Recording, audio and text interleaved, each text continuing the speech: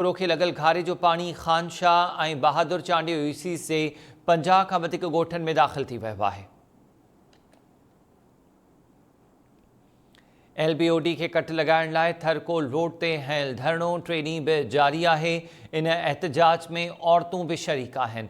झुडो, नवकोट, पिंगरियो, मलकानी, शरीफ, हयात ख़ासखेली ऐं ॿियनि इलाइक़नि जा रहवासी थरकोल रोड ते धरणो हणी वेठल आहिनि। 3 ॾींहंनि खां इहो एहतजाज जारी आहे। हुकूमती धुर जो इहो चवणु आहे त 0 पॉइंट बजाए शादी लार्ज वेझो चाइना दिके खे 2 हंधनि तां कटे ॾिना वञनि, जंहिंसां इहो पाणी तेज़ी सां समुंड तरफ़ हलियो वेंदो, पर इहे ॻाल्हियूं कामयाब न थी सघियूं। पिंगरियो ऐं झुडो समेत नवकोट, मलकानी, शरीफ ऐं शादी लार्ज जा रहवासी इन वक़्तु धरणो हणी वेठल आहिनि। ॿिए पासे कलोई में बि LBOD 0 पॉइंट खे कट ॾियण जी मुखालफ़त में एहतजाज जारी आहे। LBOD खे कट लॻाइण लाइ थरकोल ते हयल धरणो 3 ॾींहं बि जारी आहे। साॻिए वक़्तु पुराण ढोरे जे पाणी जूं तबाहकारियूं बि जारी आहिनि। पुराण ढोरे खे लॻल घारो बंदि न थी सघियो ऐं इहो पाणी खानशाह ऐं बहादुर चांडियो यूसी से 50 खां वधीक ॻोठनि खे ॿोड़े चुको आहे।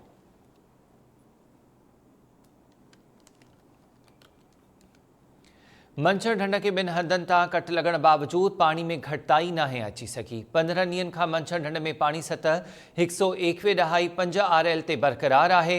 बलूचिस्तान जो पानी MNV ड्रेन ज़रिए मंछर में दाख़िल थी रहियो आहे। सेमर जी 10 यूसीज़ में ॿोॾि वारी सूरतहाल बरक़रार आहे। इलाइक़े वासी अज़ाब में मुब्तला आहिनि। मुतासिरनि वाहुर न थियण जे ख़िलाफ़ एहतजाज बि कयो। इंतिज़ामिया ते टेंट्स ऐं ॿियो सामान मनपसंद माण्हुनि खे ॾियण जो इल्ज़ाम हयो वियो आहे। मंछर ढंढ खे 2 हंधनि तां कट लॻण बावजूद पानी में घटिताई नाहे अची सघी। इहो पाणी 10 यूसीज़ खे ॿोड़े चुको आहे ऐं पाणी हिन वक़्तु सिंधु दरिया में बि छोड़ थी रहियो आहे। 15 ॾींहनि खां मंछर ढंढ में पाणी जी सतह 121.5 RL बरक़रार आहे।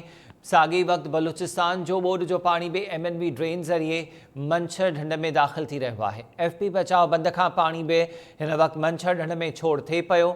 सेमर शरीफ जी 10 यूनियन काउंसिल्स में ॿोॾि वारी सूरतहाल बरक़रार आहे। सभई ॻोठ ॿुॾी चुका आहिनि।